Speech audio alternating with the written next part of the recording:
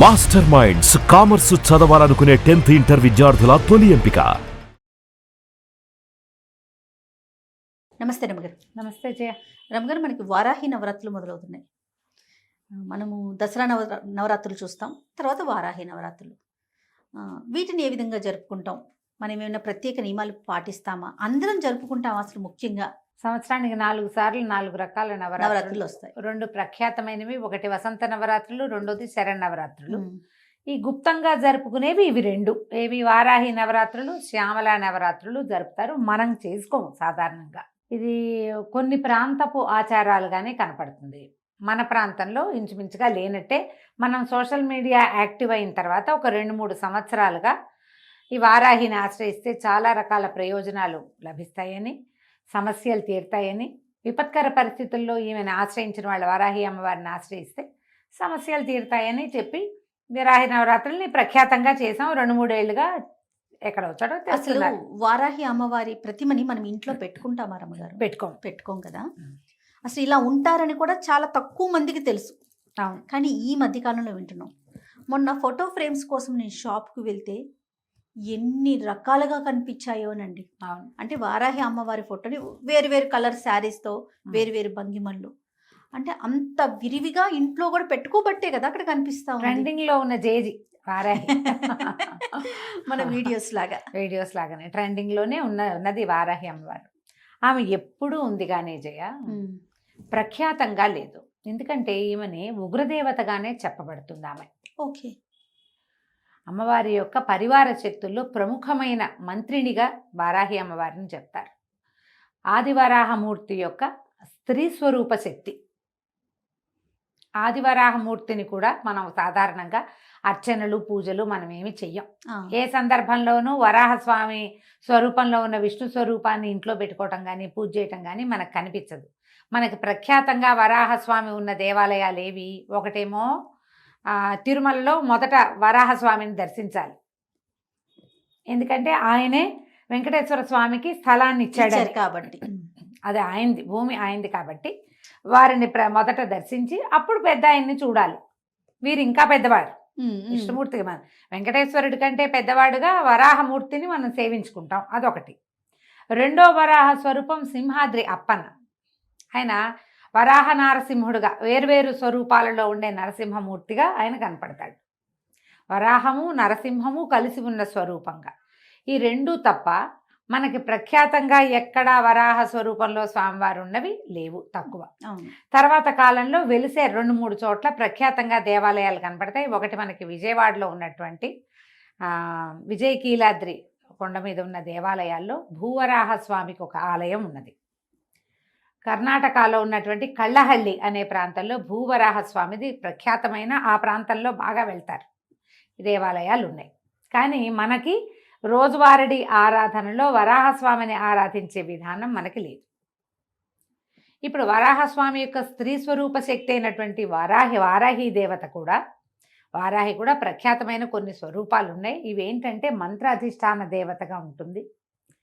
మంత్రాలతోటి ఆమెను ఆవాహన చేసేదే కనపడుతుంది. కానీ సాధారణంగా సంసారులందరూ మనలాగా ఇళ్లలో ఉండేవాళ్ళు పూజలు చేసుకునేటట్టుగా కనిపించదు. సంవత్సరం అంతా ఆమెను ముట్టుకోం మనం.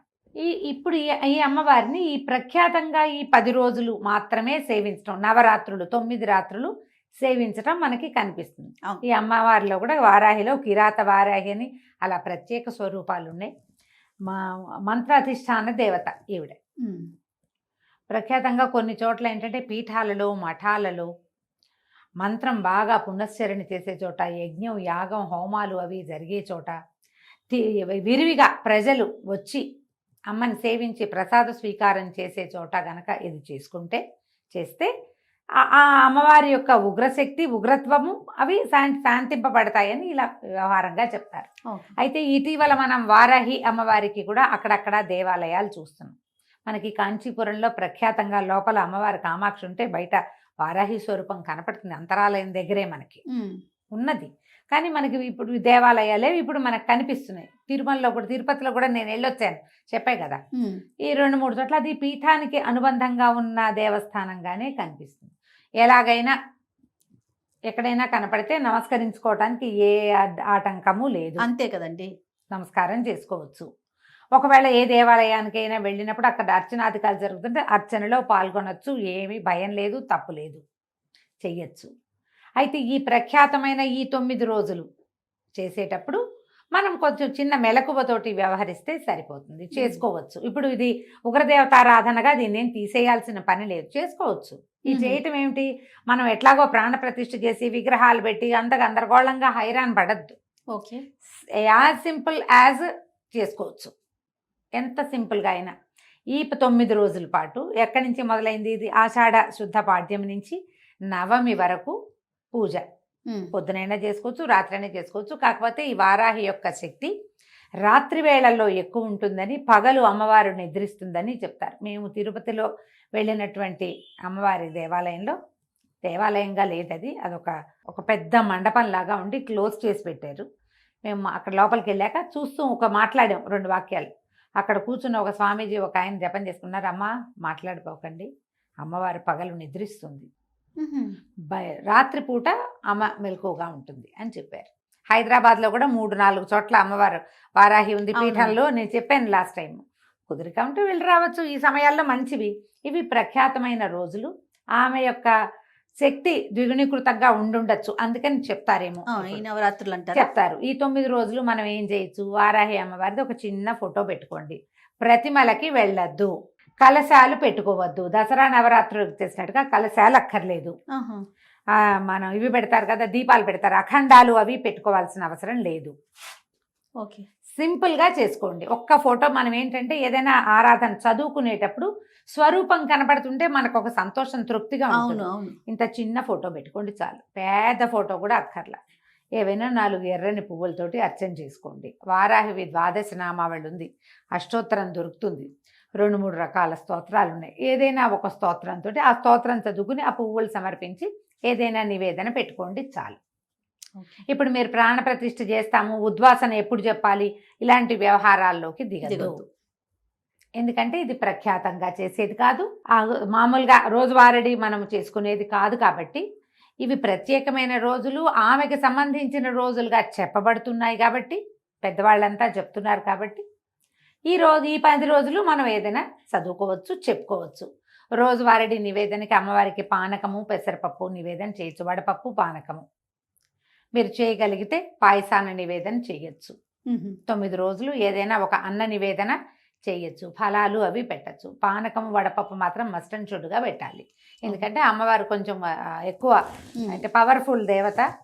మనం ఈ నామాలు అవి చదివేటప్పుడు ఆ ఉగ్రత హెచ్చుతుందని ఆమెను చల్లబరచడానికి ఇవి పెట్టమంటారు. పూలగన్ లాంటివి నివేదన పెట్టుకోవచ్చు.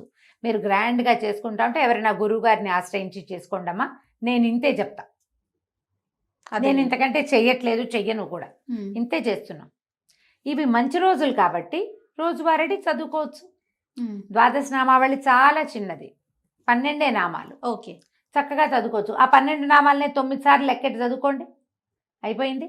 11 సార్లు లెక్క పెట్టి చదువుకోండి. అవును, పువ్వులు ఏవో సమర్పించండి. అష్టోత్తరంగా దొరికిందనుకో మనకు ఆన్లైన్ కనపడతాయి, చేసుకోవచ్చు. ఇప్పుడు ఇది సాంగంగా మనం దసరా పూజల్లో అమ్మవారిని నిలబెట్టి 9 రోజులు సేవించి 10వ రోజున ఉద్వాసన చెప్పి అమ్మవారిని మళ్ళీ వెనక్కి చేర్చి అంతలా చేయక్కర్లేదు, చేయవసరం లేదు. 9 రోజులు చేసుకుంటే మంచిది, 5 రోజులైనా చేసుకోవచ్చు. పైగా ఇవేంటంటే ఇవన్నీ కాంప్లికేటెడ్ కదా జయ. ఏదైనా మొదలుపెట్టి ఏదైనా మధ్యలో ఇబ్బంది వచ్చింది, పీరియడ్స్ వస్తాయి, పిల్లలకి పీరియడ్స్ వస్తాయి, ప్రయాణాలు వస్తాయి, సడన్గా ఎక్కడో ఏదో ప్రాబ్లం వస్తుంది, చావో మరణమో పొటకో సమత్తలో ఏమోటో వస్తాయి, మనం అటేటో వెళ్తాం, మానేసామని భయం వేస్తుంది. అవునండి. మీరు ప్రాణప్రతిష్టలు అవి చేసి కలశాలు పెట్టి తర్వాత ఏమో అఖండాలు పెట్టారనుకోండి, మానకుండా చేయాలి. మానేస్తే మీ ఇంట్లో పిల్లలు కాలు జారిపడినా, మీకే గట్టిగా దుమ్మొచ్చి తలనొప్పి వచ్చినా అమ్మవారిని మానేసాం కాబట్టి వచ్చింది, కనెక్ట్ చేసేసుకుంటాం, కనెక్షన్లు పెట్టుకోవద్దు. అందుకని మీరు ఇవి పెట్టద్దు, ఓకే, ప్రాణప్రతిష్టలకి దిగబోకండి. ఒక పటం రోజువారీ పెట్టుకోండి, ఈ 9 రోజులు చదువుకోండి. ఓకే, 10వ రోజు అయిన తర్వాత 10వ రోజు నాడు ఆ పటం తీసి చక్కగా తుడిచి పైన పెట్టేసుకోండి. పటం తీసి పైన పెట్టాలంటే మహారాజుగా పెట్టుకోవచ్చు. మీకు ఉంచుకునే ఉద్దేశం ఉంటే ఉంచుకోవచ్చు, కానీ లేకపోతే తీసి పైన పెట్టచ్చు, ఆవిడ ఏమందు. మళ్ళీ వచ్చే సంవత్సరం అదే పటం పెట్టుకుంటాము, అంతే, సరిపోతుంది కదా. కాస్త నివేదన కొంచెం చెయ్యండి తప్పకుండా, ఊరికే చదివి వదిలేయపోకండి. మనం పారాయణ చేశాక ఏదైనా చదువుకుని ఏదైనా అర్చన చేశాక ఖచ్చితంగా నివేదన, తాంబూలము, హారతి లైన్ విడిగా. ప్రకారం చేసేయాలి. ఓ. ధూపము, దీపము. మొదట దీపం పెట్టుకుంటాం, ధూపం చూపిస్తాం, ఏదో స్తోత్రం చదువుతాం, 2 పుష్పాలు సమర్పిస్తాం, నైవేద్యం నైవేద్యం చేస్తాం, హారతి, ఓ. ఒక నమస్కారం, కంప్లీట్ అయిపోతుంది. కంప్లీట్ అయిపోతుంది. మీరు రోజు రాత్రిపూట 9 రోజులు చేసుకోవచ్చమ్మా. ఇందులో భయపడేంత పెద్దది కాదు ఇది. ఇవి మనం చెయ్యం కాబట్టి చేయక్కర్లేదు, చెయ్యాలనిపించింది లక్షణంగా చేసుకోవచ్చు. ఇంత Okay. మాత్రం చెయ్యండి, ఏమీ భయం లేదు. ఈమె ఏంటంటే పరివార శక్తుల్లో ప్రబలమైన శక్తి. ఆహా. ఆవిడ తక్కువది కాదు, ఓ. చాలా గట్టిది. ఇప్పుడు ఇంత గట్టి ఇది మనకి దేనికి అవసరం? ఆమెకు సరిపడా మనం చేయగలమా? అది అది ఆలోచించుకుని కదా దిగాలి. డెఫినెట్ గా. నేను ఎందుకంటే ఇవి విని కేసులు, మేము భయం వేస్తుంది, భయం పడ్డాము, మాకు అలా ఉంది, మాకు ఇలా ఉంది, ఈ పటం తీసేయచ్చా, ఈ పటం ఉంచుకోవచ్చా అని నన్ను 10 మంది అయినా అడిగారు. లాస్ట్ ఇయర్ వారాహి నవరాత్రుల తర్వాత ఆ పటం ఏం చెయ్యాలి, ఇన్ని రోజులు పూజ చేసాం, ఇప్పుడు లోపల పెడితే తప్పేమో, అనుమానాలు కదా రమ్మగారు, భయాలు ముందు. భయాలు కదా. భయం అయితే చెయ్యొద్దమ్మా అంటా నేను. భయపడితే చేయబోకండి. మామూలు మనం ఏ రోజువారీ ఏం చేసుకుంటామో అది చేసేసుకోండి, సరిపోతుంది. నేనైతే దాదాపుగా ఒక 4-5 సంవత్సరాలుగా ఈ వారాహి నవరాత్రులు ఎప్పుడైతే తెలిసిందో, 5-6 సంవత్సరాల క్రితమే తెలిసింది జయ నాకు. ఈ ద్వాదశ నామావళి చాలా సులువు. ఓకే. 12 నామాలే కదా, వీటిని 9 టైమ్స్ చేయటం ఒక లెక్కగా అలవాటు చేసుకున్నా నేను. ఓకే. నేను ఇంతే చేస్తున్నా అంతే. ఒకవేళ మధ్యలో ఏదో ఇబ్బంది వచ్చింది, ఒక నమస్కారం చేసుకోవటమే అంతే. లేదు భారీ ఎత్తున చేసుకోవాలంటే గురువు గారిని సంప్రదించడం. భారీ ఎత్తున చెయ్యాలి అంటే ఖచ్చితంగా మీరు ఒక గురువు గారిని సంప్రదించి వారు మిమ్మల్ని పూర్తిగా గైడ్ చేసేలాగా చేసుకోండి. ఓ, అప్పుడు ఓకే. ఇప్పుడు చూడు, గురువు గారిని సంప్రదించి అంటే ఫోన్లోనో, ఇన్స్టాలోనో, మెసెంజర్లోనో కాదు, ప్రత్యక్ష గురువు. ఓకే. అందుకని ముందు జాగ్రత్త పడి చేసుకోండి ఏం చేసినా. తప్పకుండా అండి. నమస్తే రమ్మగారు. నమస్తే జయ.